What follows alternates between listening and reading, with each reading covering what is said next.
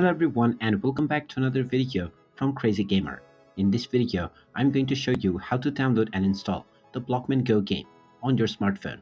So let's get started right away. First of all, open up the iOS App Store or the Google Play Store depending on your device. Once you open it up, tap on the search button and then type in Blockman Go and start your search. Once you find the Blockman Go game, go ahead and tap on it and you will now see the install button.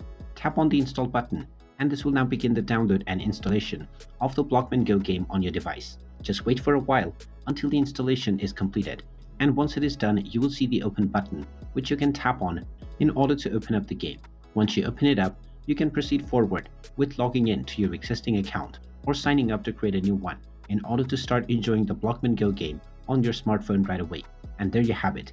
That is how easy it is to download and install the Blockman Go game on your smartphone. If you find this video helpful, make sure you hit that like button and subscribe to our channel if you haven't done so already. Also ring that notification bell to never miss another update from us. Thank you for watching and I will see you again in the next video.